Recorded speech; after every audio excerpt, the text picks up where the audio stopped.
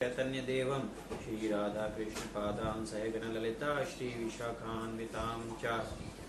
हे कृष्ण करुणा सिंधु दीनबंधु जगतपते गोपेश गोपिका कांत राधा कांत नमोस्तुते। तप्त कांचन गौरांगी राधे वृंदावनेश्वरी वृषभानुसुते देवी प्रणमामि हरिप्रिय। वाञ्छकल्पतरुभ्यश्च कृपया सिन्धुभ्येव च पतितनाम पावनेभ्यो वैष्णवेभ्यो नमो नमः। श्री कृष्ण चैतन्य प्रभु नित्यानंद श्री अद्वैत गदाधर शिवासादि गौर भक्त वृंदा। हरे कृष्ण कृष्ण कृष्ण हरे हरे, हरे राम राम राम हरे हरे। हरे कृष्ण। तो आज की भगवद गीता कक्षा में हमने पिछले संस्करण में अध्याय 2 के 13वें और 14वें श्लोक पर चर्चा करी थी। आज हम अध्याय 2 के 23वें श्लोक पर चर्चा करेंगे, जो कि एक अति महत्वपूर्ण श्लोक है भगवद गीता में। 23वें श्लोक में कहा गया है, नैनम छिन्दन्ति शस्त्राणि नैनम दहति पावका न चैनम क्लेदन्त्यापो न शोष्यति मारुता। अर्थात इसका शब्दार्थ है कि ना तो आत्मा को शस्त्रों के द्वारा काटा जा सकता है, न ही अग्नि उसको जला सकती है, न ही पानी उसको गीला कर सकता है, और न ही जो है वायु उसको अपनी जगह से हिला सकती है।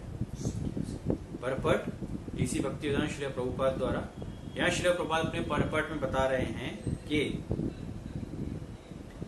उस काल में विभिन्न प्रकार के शस्त्रों की बात की गई है।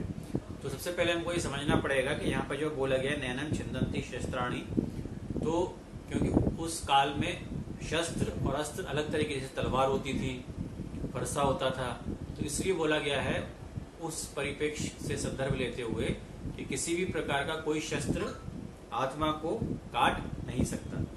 तो श्रील प्रभुपाद बता रहे हैं कि विभिन्न प्रकार के अस्त्र होते थे, जैसे कि तलवार, अग्नेयास्त्र, वरुणास्त्र एवं अन्य प्रकार के कई तरह के आयुध, जो कि शरीर को तो नष्ट कर सकते हैं लेकिन आत्मा का नाश नहीं कर सकते। आगे श्रील प्रभुपाद ये बता रहे हैं कि महाभारत में विभिन्न प्रकार के अस्त्रों का उल्लेख आता है, जिसमें से विभिन्न प्रकार के शस्त्र अग्नि, वायु, जल, आकाश से संबंधित हैं।